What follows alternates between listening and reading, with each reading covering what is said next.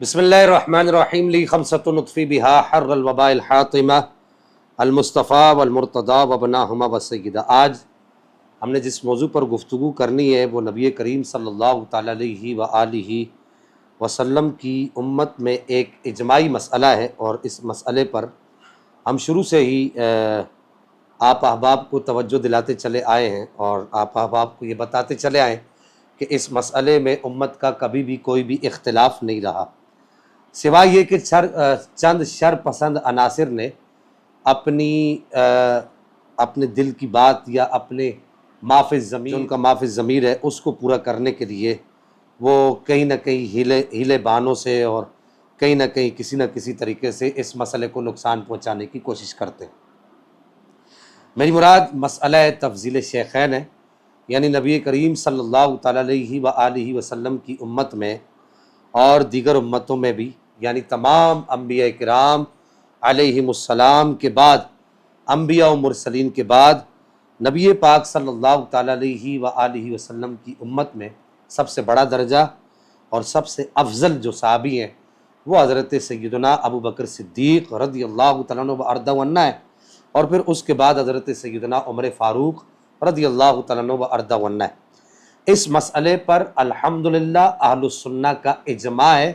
اور یہ مسئلہ قطعی مسئلہ ہے، یقینی مسئلہ ہے۔ لیکن میں جیسا کہ آپ کو پہلے عرض کر چکا ہوں کہ چند شر پسند عناصر اور روافظ کے نمک خوار اپنے دل کے اندر جو ان کے ضمیر میں جو اہل سنت کے خلاف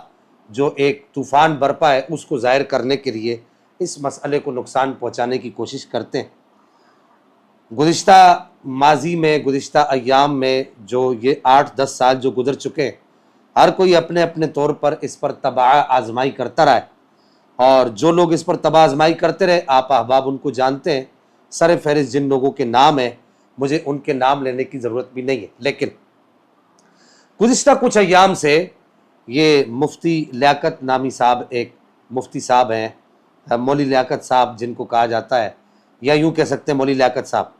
یہ اپنے آپ کو نقش بندی بھی کہتے ہیں، اپنے نام کے ساتھ مفتی لیاقت نقش بندی لکھتے ہیں، اور یہ پیر سید ریاض حسین شاہ صاحب کے ادارے کے مدرس بھی ہیں، وہاں پر ایک عرصہ دراز سے تدریس کی خدمات بھی سر انجام دے رہے ہیں۔ انہوں نے اپنی گفتگو میں شیخین کریمین کی افضلیت کو، اور یوں سمجھیے کہ حضرت سیدنا ابو بکر صدیق رضی اللہ عنہ وارضہ عنہ کی افضلیت کو نقصان پہنچانے کی کوشش کی ہے، اور پہلا جملہ انہوں نے یہ کہا ہے۔ پہلا جملہ کیا ہے آپ خود سن لیجئے کہ انہوں نے کیا کہا ہے۔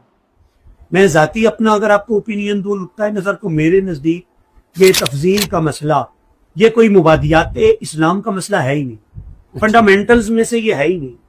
یہ ان سوالات میں سے ہے ہی نہیں جو سوالات قبر میں ہونے اور ہم نے جواب دینا ہے۔ بالکل آپ نے سنا کہ انہوں نے کہا کہ میرے نزدیک کہ یہ کوئی مسئلہ ایسا نہیں ہے جس کے بارے میں قبر و حشر میں سوال کیا جائے گا۔ سب سے پہلی بات یہ عرض کر دوں، اہم بات یہ عرض کر دوں کہ یہ اس طرح کے لوگوں کی باتوں پر ہر کوئی کہے کہ میرے نزدیک یہ مسئلہ ایسے نہیں ہے تو میرے نزدیک یہ مسئلہ ایسے نہیں ہے، اس کو ایسے ہونا چاہیے، یہ ایسے تھا تو اس کو ایسے کر دو، تو اہل سنت کے مذہب کی بنیاد کسی ایک فرد کے نزدیک کی بات پر نہیں رکھی ہوئی، یا کسی ایک فرد کی تشریحات پر نہیں رکھی ہوئی۔ اہل سنت کے مذہب کی بنیاد کتاب و سنت پر رکھی ہوئی ہے، اور اکابرین اہل سنت کی تصریحات پر رکھی ہوئی ہے۔ اب اس طرح کے لوگ اٹھ کر جو ہے وہ 15ویں صدی میں اٹھ کر کوئی آدمی کہے کہ جی میرے نزدیک یہ مسئلہ ایسے نہیں ہے، تو اس کی اس بات کو تسلیم نہیں کیا جائے گا۔ بھائی آپ کے نزدیک نہیں ہے تو آپ کی کیا حیثیت ہے، پہلی بات۔ دوسری بات یہ کہ آپ یہ کہہ رہے کہ جی قبر و حشر میں اس بارے میں سوال نہیں کیا جائے گا۔ حیرت کی بات ہے، رونا بھی آتا ہے، ہنسنا بھی آتا ہے، اور حیرت بھی ہوتی ہے، تعجب بھی ہوتا ہے کہ ایک جانب تو یہ پورے دھڑے کے جو لوگ ہیں ایک جانب تو یہ کہتے ہوئے نظر آتے ہیں کہ یہ کوئی ایسا مسئلہ نہیں ہے کہ جس مسئلے کے بارے میں قبر و حشر میں سوال ہوگا، اور دوسری جانب صبح و شام دن رات آٹھوں پہر ان کا یہی کام ہوتا ہے کہ یہ اس مسئلے کو نقصان پہنچانے کی کوشش کرتے رہتے ہیں۔ جو اہل سنت کے اندر جو اجماعی اور قطعی اور تواتر کے ساتھ ثابت جو مسئلہ ہے اس مسئلے کو نقصان پہنچانے کی کوشش کرتے رہتے ہیں۔ تو یہاں جو میں نے تواتر کا لفظ کہا کہ وہ مولا کائنات مولا در قرار کرم اللہ تعالی کریم سے جو تواتر ثابت ہے، لا اجد احدا فضلنی علی ابی بکر و عمر الا جلت حد المفتری، یہاں مراد وہ ہے. تو ایک طرف تو یہ کہتے ہوئے نظر آتے ہیں کہ جی قبر و حشر میں اس بارے میں سوال نہیں ہوگا، اور دوسری جانب یہ اسی مسئلے کو نقصان پہنچانے کی کوشش کرتے رہتے ہیں. عجیب بات ہے کہ جب قبر و حشر میں سوال نہیں ہوگا تو پھر آپ کو کیوں اتنی پریشانی لگ پڑی ہے اس مسئلے پر؟ اس کا مطلب یہ ہے کہ وہ بابا جی کہا کرتے تھے کہ گل وچور ہے. دوسری بات انہوں نے یہ کہی کہ صحابہ کرام رضوان اللہ تعالیٰ علیہم اجمعین کے مابین اس مسئلے میں اختلاف رہا ہے. آپ یہ ان کی بات سن لیجیے. سارا وہ بہتر جان. جب ہم حضور کے صحابہ کی تاریخ پڑھتے تو سوال، کیا صحابہ کسی ایک فرد کی افضلیت پہ جمع تھے؟ یہ اپنی اس بات میں یہ کہہ رہے ہیں کہ جی صحابہ کرام رضوان اللہ تعالیٰ علیہم اجمعین میں اس مسئلے میں اختلاف رہا. یہ جھوٹ ہے، بہتان ہے. صحابہ کرام رضوان اللہ تعالیٰ علیہم اجمعین میں اس مسئلے میں کبھی بھی اختلاف نہیں رہا. اور یہ جن صحابہ کے نام انہوں نے گنے، حضرت عبداللہ ابن مسعود کا نام، حضرت امام حسن کا نام، حضرت سلمان فارسی کا نام، حضرت ابو ذر غفاری کا نام، حضرت عمر، حضرت عثمان کا نام لیا اور کہا کہ جی یہ صحابہ کرام رضوان اللہ تعالیٰ علیہم اجمعین اس مسئلے میں، گویا کہ یہ اپنی طرف سے یہ کہنے کی کوشش کر رہے ہیں کہ یہ جو صحابہ کرام ہیں یہ اس مسئلے میں اہل سنت کا جو موقف ہے اس مسئلے کی موافقت نہیں کرتے. یہ سری جھوٹ ہے. یہ الزام ہے صحابہ کرام رضوان اللہ تعالیٰ علیہم اجمعین پر. یہ مولوی صاحب ساری زندگی اگر الٹا بھی لٹک جائے نا تو یہ کسی ایک بھی صحیح سند کے ساتھ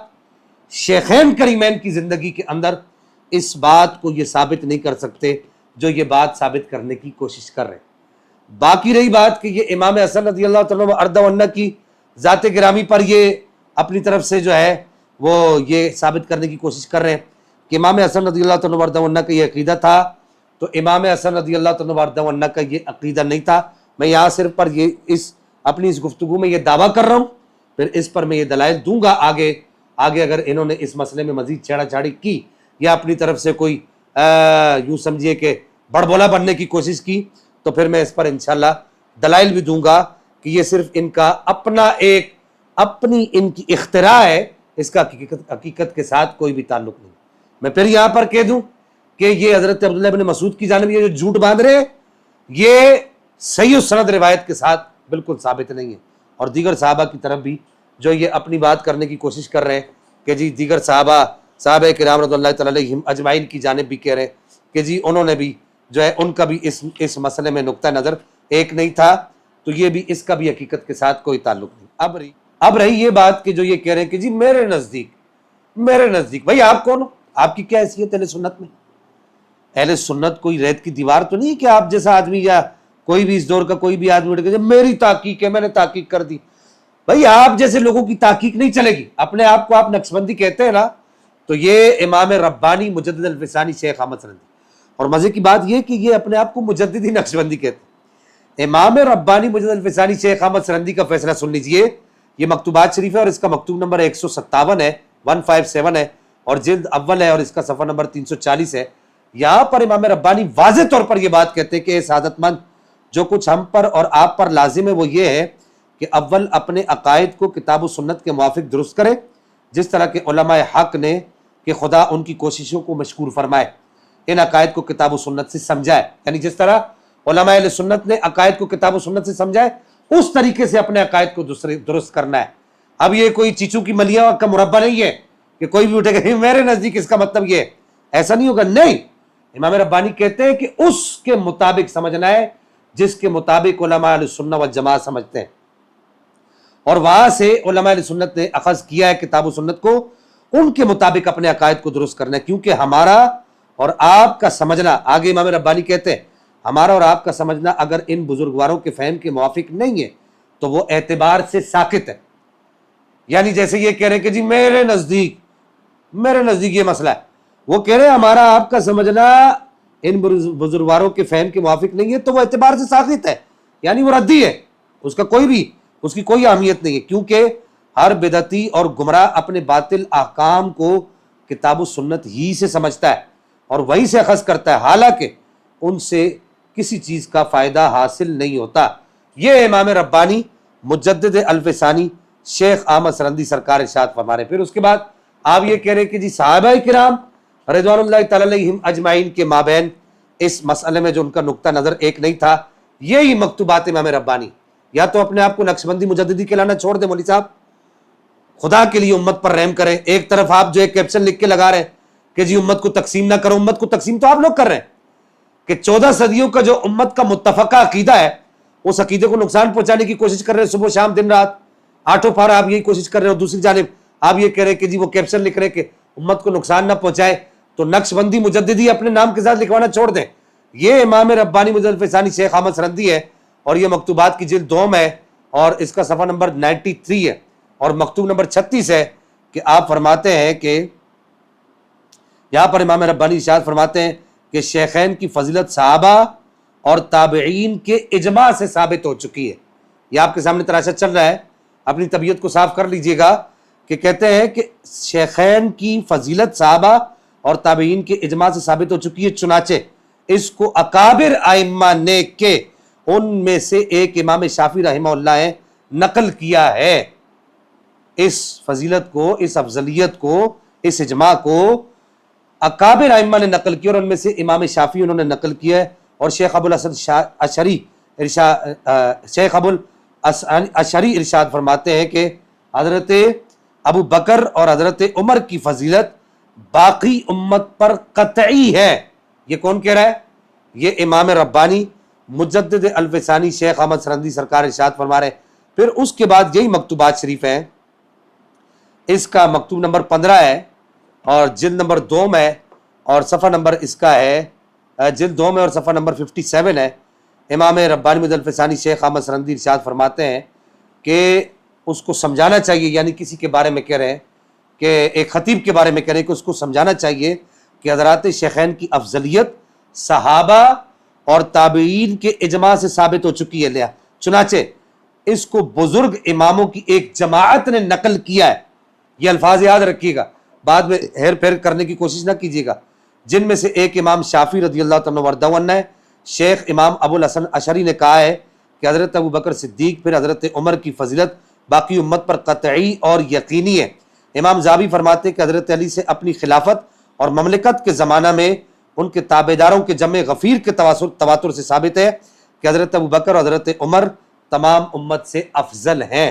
یہ امام ربانی مجدد الفسانی شیخ احمد سرندی کہہ رہے ہیں. ولی صاحب اپنے آپ کو نقشبندی مجددی کہلانا چھوڑ دے. اور پھر اس کے بعد یہی مکتوبات شریف ہیں، اسی مکتوبات شریف کی جلد اول ہے اور اس کا صفحہ نمبر میرے سامنے کہ امام ربانی مجدد الفسانی شیخ احمد سرندی رضی اللہ تعالیٰ عنہ عنہ کیا ارشاد فرماتے ہیں کہ آپ فرماتے ہیں صفحہ نمبر 503 پر آپ ارشاد فرماتے ہیں کہ ان اولیاء نے جو دعوت خلق کی طرف راجع اور ولایت و دعوت کی دونوں طرف سے حصہ رکھتے ہیں، اور تابعین اور تبع تابعین سے علماء مجتہدین نے کشف صحیح کے نور اور اخبار صادقہ اور آثار متتابعہ سے شیخین کے کمالات کو دریافت کیا ہے اور ان کے فضائل کو پہچان کر ان کے افضل ہونے کا حکم دیا ہے. یہ مکتوبات شریف ہے. ان کے افضل ہونے کا حکم دیا ہے اور اس پر اجماع کیا ہے، اور اس کشف کو جو اس اجماع کے برخلاف ظاہر ہو غلط خیال کر کے اس کا کچھ اعتبار نہیں کیا ہے. یہ امام ربانی مجدد الفسانی شیخ احمد سرندی رضی اللہ تعالیٰ عنہ ارشاد فرما رہے ہیں، اور یہ مکتوب نمبر ہے 251 اور جلد کا نمبر ہے 2. اور پھر اس کے بعد یہی مکتوبات شریف کی جلد 2 میں امام ربانی مجدد الفسانی شیخ احمد سرندی رضی اللہ تعالیٰ عنہ یہاں پر ایک اور جگہ پر ارشاد فرماتے ہیں، اے برادر اس بلند طریق کے سر حلقہ حضرت صدیق اکبر ہیں جو انبیاء علیہم السلام کے بعد تحقیقی طور پر تمام بنی آدم سے افضل ہیں. یہ مکتوبات شریف ہے. مولوی صاحب آپ کی اٹکل پچو کی بات نہیں چلے گی، اس کے علاوہ اکابرین اہل سنت کے 20 نہیں سینکڑوں حوالہ جات موجود ہیں جس کے اندر اکابرین نے اس بات کی تصریح کی ہے کہ آپ جیسے چیچو کے ملیاں کا مربع بنانے والے لوگوں کی باتوں کو نہیں سنا جائے گا. عوام اہل سنت سے یہاں پر میں بھرپور عوام اہل سنت سے یہ احتجاجی طور پر اور مذمتی طور پر اور التماس کے طور پر استدعاء کے طور پر یہ کہنا چاہوں گا کہ اس طرح کے لوگوں کی باتوں میں نہ آئے، کیونکہ واضح طور پر یہ حدیث مبارکہ موجود ہے کہ کہا گیا ترمذی شریف کے اندر موجود ہے البرکۃ مع اکابرکم، برکت تمہارے اکابر کے ساتھ ہے، یہ اس طرح کے چیچو کے ملیے کے مربع کے لوگوں کے ساتھ نہیں ہے، اور اس طرح کی چہ پدی کی شوربے، چہ پدی اور چہ پدی کے شوربہ والے لوگوں کے ساتھ نہیں ہے، جن کو غریبوں کو عربی عبارت بھی صحیح پڑھنا نہیں آتی، تو ان کے ساتھ نہیں ہے، بلکہ برکت کس کے ساتھ ہے؟ برکت اکابر کے ساتھ ہے۔ لہٰذا اس طرح کے لوگوں کو اپنے آپ میں رہنا چاہیے، اور یہ بات سوچ کے رکھنی چاہیے کہ الحمدللہ ثم الحمدللہ ابھی اہل السنہ کے اکابر کی تعلیمات کو عام کرنے والے لوگ زندہ ہیں۔ آپ جہاں سے بھی چور دروازے سے آئیں گے آپ کو وہیں سے پکڑا جائے گا۔ اللہ جل وجہہ الکریم میرا اور آپ کا امین ناصر ہو۔ والسلام مع الاکرام۔